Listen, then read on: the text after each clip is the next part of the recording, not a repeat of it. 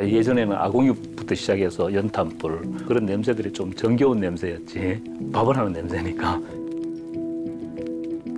급식실이라는 이름이 붙어서 그렇지 우리는 흔히 이제 부엌이지 않습니까? 정겨운 곳이고 우리 생활에 있는 곳이라서.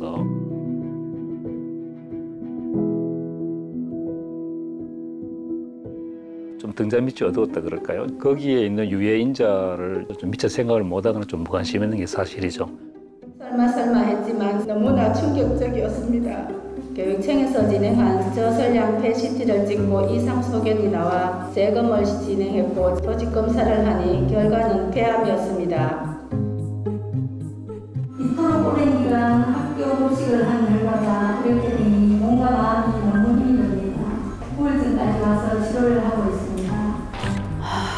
정말 하늘이 무너지고 전 처음에 이제 폐 이상이 시작할 때 내가 뭐 잘못해서 그런가 내 문제라고 이렇게 생각을 했는데 돌이켜보고 또 생각을 해보고 뉴스 같은 거 신문도 좀 보고 하니까 한 20년 넘게 근무를 하고 나니까 조금 아프고 해서 이제 건강검진이나 한번 하자 싶어서 병원에 갔는데 엑스레이 찍으니까 거기서 이상이 발견돼 가지고 선생님이 CT를 한번 찍어보면 좋겠다. 그래서 발견이 된 겁니다. 내가 20년 동안 일한 게 대가가 이건가 조금 당황하고 억울하다는 생각도 들고 그랬어요. 급식조리사가 폐암으로 인정된 근로복지공단의 결과가 그때 도출이 됐어요. 급식실에 있는 노동자들이 굉장히 폐암의 발생 위험도가 높구나라고 하는 것들이 이제 그때부터 관심을 갖기 시작했고요. 학교 급식 노동자 2만 4천여 명을 검진한 결과 31명이 폐암 판정을 받았습니다. 급식실 조리사들이 폐암에 걸리는 일이 잇따르고 있습니다. 학교 급식을 책임지는 조리사 8명이 폐암 진단을 받았습니다.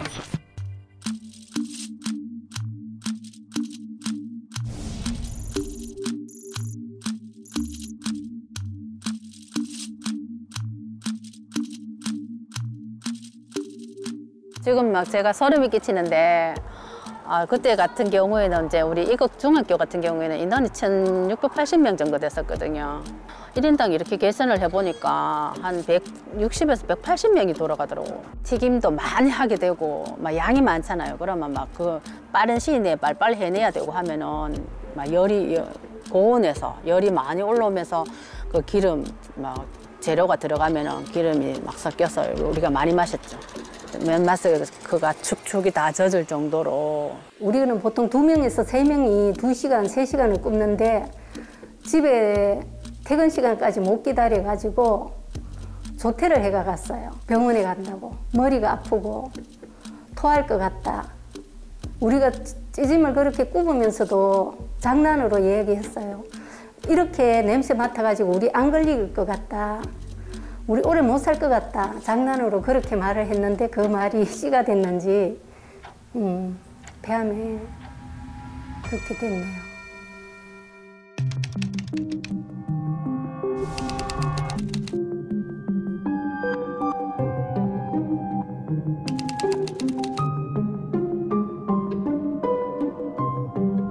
조리움을 제일 많이 얘기를 했습니다. 조리움이라는 게 우리가 흔히 이해하는 그 미세먼지로 이해를 해볼 수도 있는데요.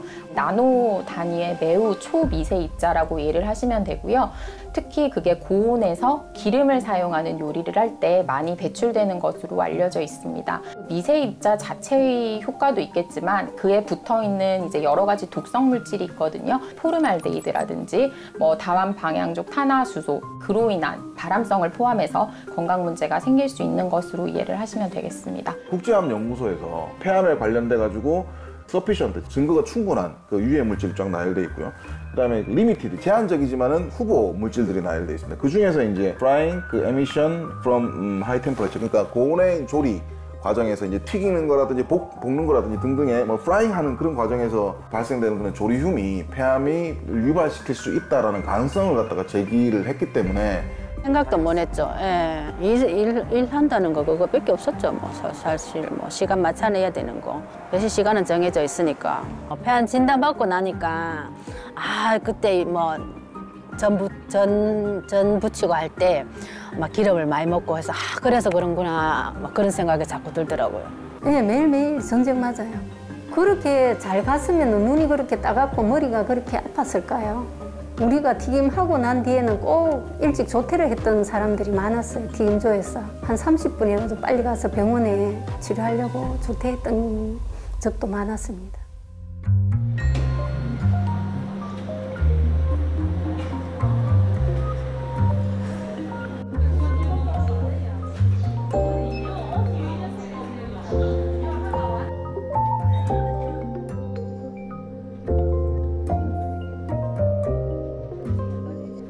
조리흉과 폐암과의 관련성을 연구한 논문들에서 보면 일반적으로 조리흉에 많이 노출될 경우 폐암의 발생 가능성이 높아지는 것이 확인이 되고요. 이러한 논문들을 총망라해서 이게 우리가 메타 분석이라고 하는데요. 그런 걸 실시한 논문에서도 이제 최종적으로 조리흉에 노출이 많을수록 폐암 발생의 위험이 증가하는 것이 확인이 되고 있습니다. 지금 우리 폐암 환자 중에서 흡연하지 않는 여성 환자가 왜 이렇게 늘어나냐, 비흡연 여성 환자가 이렇게 늘어나느냐.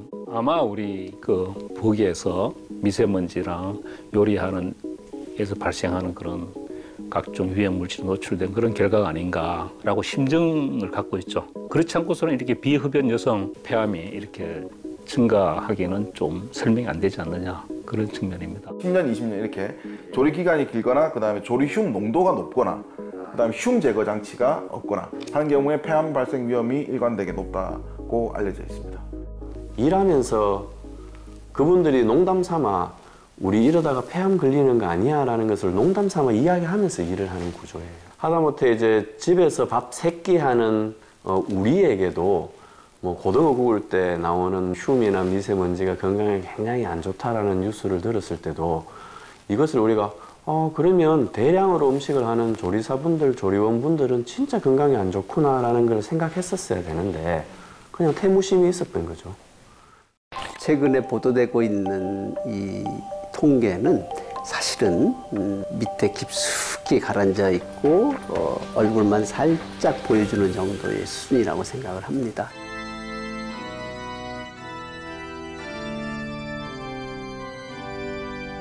작년 7월 13일 날 세상을 떠났거든요, 이 친구가. 2018년도에 갑자기 형, 나 가슴이 있는 데가 아파 그러더라고요. 그래서 결국은 이제 큰 병원을 갔는데 큰 병원에서 이게 우리가 할 게 아니니까 서울에 큰 병원으로 가봐라. 그래서 이제 진단을 2018년 11월 30일인가? 그때 이제 올라와서 진단을 받았죠. 그것도 폐암 4기로 더 이상 뭐 해줄 건 없다 이렇게. 이 친구가 이제 주방 쪽에서 일할 때가 웨딩홀이 제일 성황되었던 시기였을 거예요. 주방 쪽 일을 한 2, 3년 정도 했고요. 그러니까 소위 말해서 요리사였던 거죠.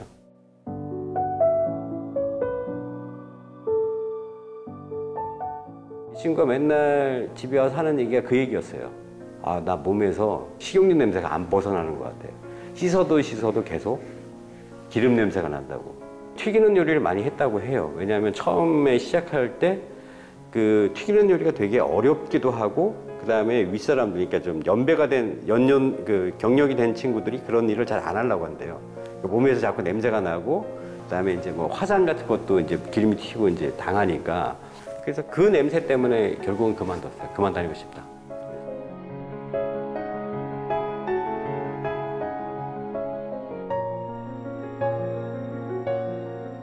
돌아가신 근로자분의 형님분께서 처음에 먼저 연락을 주셨어요. 건강 상태가 많이 안 좋으신 상태였고요. 이게 또 척추 쪽에 전이 때문에 하반신을 전혀 못 쓰시는 상태였어요. 목소리도 이제 암세포가 누르고 있어서 전혀 대화도 할 수 없는 상태였기 때문에 또 거기다 이제 코로나까지 겹쳤죠. 뭐 폐암뿐만 아니라 일부 폐질환들은 저희가 정말 일대기를 다 조사를 보통 합니다. 이분의 이제 발병을 유발했을 것이라고 추정되는 물질에 노출된 거는 그 사업장일 가능성이 높거든요.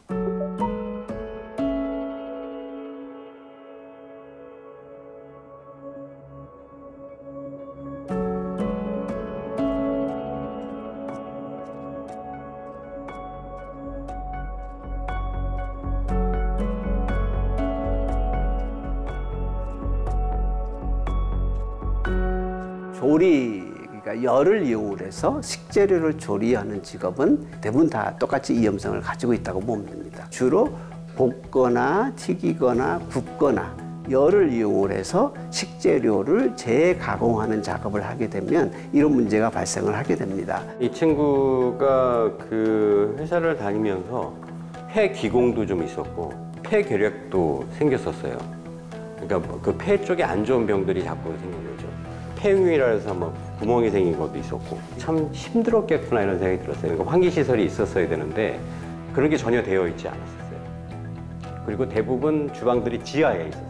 그때 당시에는 선풍기나 아니면 선풍기가 없으면 창문을 열었든가 이런 형태의 어떤 환풍만 했지 다른 것들은 찾아볼 수가 없었어요. 그러니까 후황이 있어도 돌리지 못했어요. 왜냐면 열기가 빠진다고.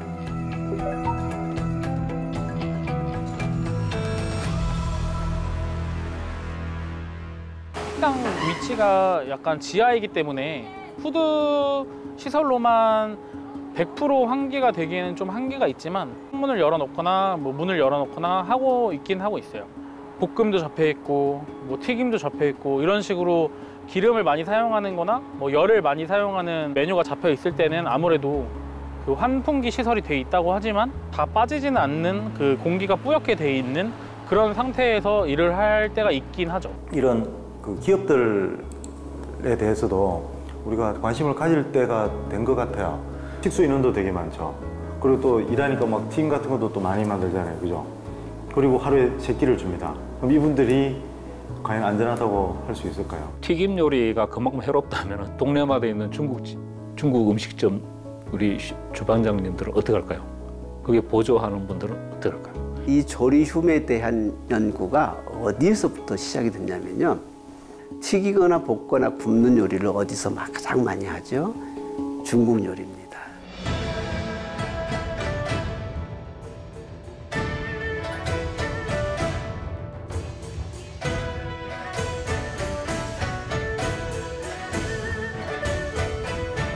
중국 식당에서 일하는 조리사들 굉장히 위험하다. 개인적인 의견으로는 급식실에 있는 조리사들보다도 위험성은 더 크다. 조리를 하시는 분들이 노출량이 아마 회사 쪽이 더 많지 않을까요? 포장 배달업을 하는 그 회사에 있는 분들이 오히려 더 노출이 많을 거라고 봅니다. 요식업 종사자까지 대상으로 하게 되면 매우 큰 문제가 정말 드러날 수도 있을 것 같다는 생각도 사실 들고요.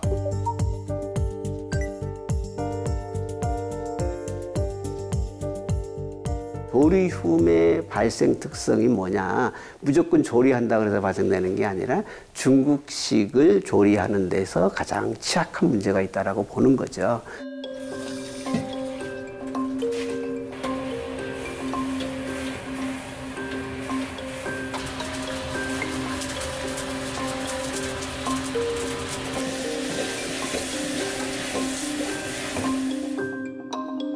많이 차죠. 여러 가지 음식 종류가 들어오고 여러 가지 후라이팬을 만들 음식이 들어오다 보면은 그게 속도에 비해서 엄청 차는 거죠.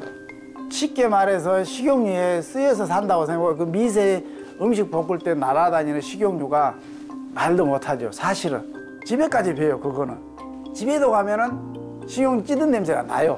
얼마만큼 난 미세한지는 모르겠어. 그런데 어마어마하게 날아다니나 봐요.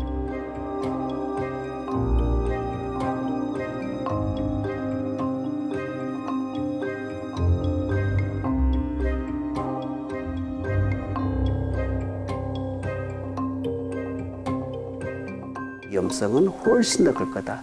그러나 지금 아무런 조사가 되어 있지 않습니다. 이걸 어떻게 할 것인지는 우리가 사회적 관점에서 풀어야 될 중요한 문제라고 봅니다. 사회 전반적인 요식업 종사자들 중에서도 좀 고위험군을 발굴을 하고 이분들에 대해서도 좀 안내가 필요할 것 같다는 생각은 듭니다. 근데 이제 이런 분들은 뭐 회사가 있는 것도 아니고 뭐 노조가 있는 것도 아니고 그러니까 정보를 얻고 뭔가 체득하는데도 제한이 있는 건 사실이거든요. 제도권으로 다 끌어들여오는 게 필요할 것 같고요. 솔직히 말씀드리면 지금 당장은 저희가 이제 학교 급식실 대응을 하고 있는 거고 그러면서 저희가 요식업도 문제가 될 수 있겠다 요 정도입니다. 사실은 지금 거의 방안이 마련된 건 아니고 그쪽도 문제가 될 수 있고 그쪽에도 뭔가 해야 되는 거 아닌가라고 생각을 하고 있는 정도입니다. 지금 현재로서는 이제 교육부 그 단체 급식실 문제가 지금 아직 다 해결이 안 된 상황이고 그거 관련해서 검진이라든가 뭐 이런 환기 관련해서도 아직 기준이 확정이 안 돼가지고 그게 좀 확정이 좀 되면은 그거를 일반 상업시설에도 확대 적용해야 되지 않을까 뭐 그런 정도 생각을 하고 있습니다. 아쉬운 부분이죠. 아쉬운 부분입니다. 그래서 우리가 미세먼지와 관련해서 전 사회적으로 관심이 높아지는 것이 벌써 수년 전이고 더군다나 코로나처럼 이제 공기 중으로 이제 전파되는 어떤 여러 가지 문제로 인해서 공기의 질에 대해서 굉장히 이제 우리가 이제 관심을 기울이는 사회가 되었음에도 불구하고 공기의 질과 밀접한 관련이 있는 환경에서 일하는 조리원이나 조리사분들에 대해서는 어떠한 기준도 세워져 있지 않다라는 것에 대해서 사실은 많이 아쉬운 부분이죠. 지금이라도 그 기준을 세워서 그 기준에 맞는 환경에서 노동자들이 건강하게 일할 수 있도록 만드는 것이 더욱 중요하다고 생각을 합니다.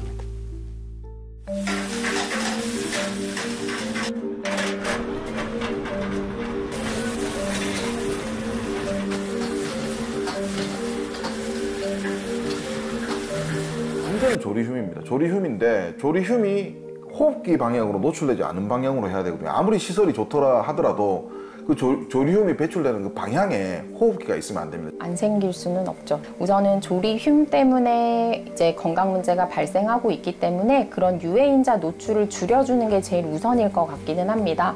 그러려면 우선 환기시설 개선이 되어야겠죠.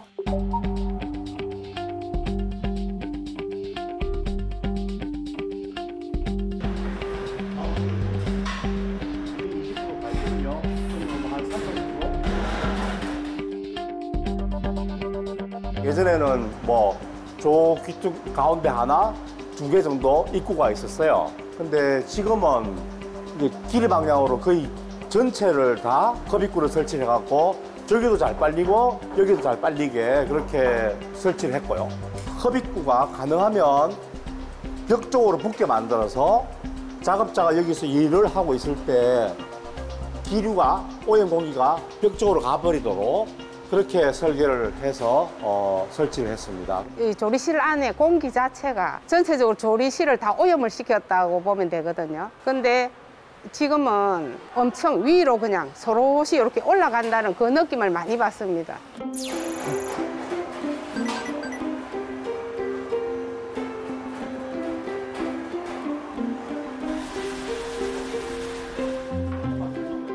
정말 상식적인 문제입니다. 당연히 위로 가면 조림을 마시고 갈 수밖에 없는 상황입니다. 미국 공조학회 보고서나 또 일반적인 우리가 산업환기 측면에서 원리상으로 이해를 해도 바로 위로 올라가게 말고 가능하면 사선 방향으로 이제 벽 쪽으로 가버리게 하면 훨씬 덜 마시게 될 수 있지 않을까. 조리흉이 여기 조리대 위에서 발생을 하잖아요.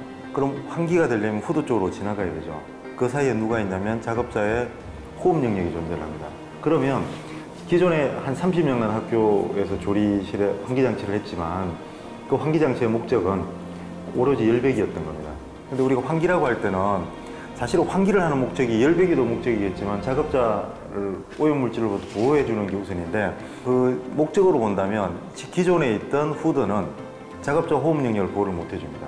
그런데 이게 산업환기 매뉴얼인데 이 책자를 보면 1980년도 정도부터 후드가 오염물질이 후드가 위쪽으로 가는 게 아니라 측방으로 가도록 설계가 되어 있습니다. 핵심은 뭐냐면 후드의 형태를 개선하자. 두 번째는 환기량을 그래도 좀 더 많이 하자.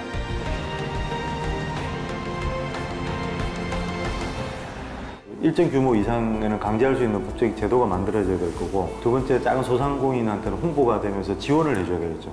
튀김집이나 그런 쪽에는 그러니까 이 형태의 후드가 있는데 이거를 개인 보고 하라면 좀 부담스러울 수 있으니까 뭐 지원을 해준다든지 뭐 보조를 해준다든지 하는 그 조리실에 위생만을 생각하는 단계를 이제는 넘어서서 조리실에서 사용하는 어떤 여러 가지 세제에서 나타나는 어떤 노동자들의 건강권의 문제라든지 조리 시에 필수적으로 발생되는 조리흉에 대한 어떤 환기 문제라든지 이런 것들을 좀 더 나아가서 고민을 하게 돼야 되지 않나. 폐암도 개인적인 요인, 뭐 유전적 요인, 뭐 생활 습관 이런 게 다 복합적으로 작용해서 발생을 하는 거겠죠. 따라서 이제 우리가 조리움을 없앨 수 있다고 해서 없앤다 하더라도 사실 급식조리 종사자의 폐암이 완전히 없어지는 건 아니거든요. 근데 이제 우리가 제일 중요하게 생각해야 될 거는 이분들이 이 조리 종사자의 폐암이 직업성 암이라는 거고요. 직업성 암은 중요한 부분이 그런 유해인자 노출을 감소시켰을 때 예방이 가능하다는 측면이 있거든요.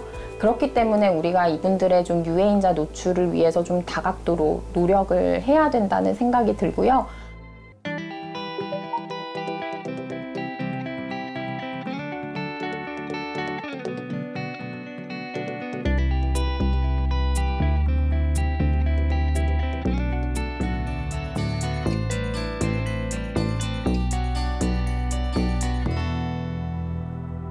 항암 치료는 최소 뭐 3개월에서 이렇게 나왔는데 출근 날짜는 좀 딱 오고 사실 또 걱정도 되고 그래요. 지금 불안해요. 지금 막 거기 다시 어떻게 들어가지 싶은 생각에 일은 하고 싶은데 들어가서 이게 뭐 제발이라도 하면 어떡하지 이런 마음도 생기고 트라우마가 있을 것 같아요. 튀김을 한다든지 전을 하면은 또 이게 폐에 나쁘지 않을까. 그 공기의 질이라는 게 있기 때문에 걱정, 돌아가도 걱정이고 안 돌아가도 걱정이고 여건이 좀 더 좋아져 가지고 이렇게 저처럼 지금 폐암 때문에 이슈가 되는데 이런 사람들이 좀 없고 환경적으로 좀 더 나아졌으면 우리도 하나의 직업인데 좀 건강하게 일할 수 있었으면 좋겠습니다.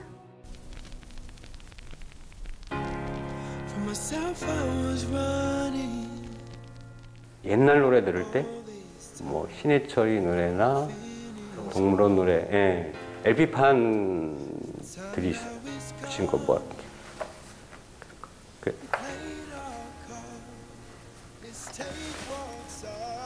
평생 손해보면서 사는 애라고 그랬거든요. 양보를 많이 했어요. 저하고 이제 어렸을 때, 커왔을 때도 보면 형이나 누나한테 이렇게 양보도 많이 하고 그게 이제 크면서도 똑같이 뭐 친구들이나 아니면 사회생활 할 때도 아이 그래 내가 좀 뭐 하지, 양보하지. 그래서 항상 손해보면서 살았던 것 같아요. 조금 더 빨리 변했으면 좋겠어요. 많이. 그러니까 많이라는 게 이제 많이 그 어떤 범위를 얘기하는 게 아니라 그 조금 더 속도를 좀 내서 좀 빨리 변해줬으면 좋겠어요.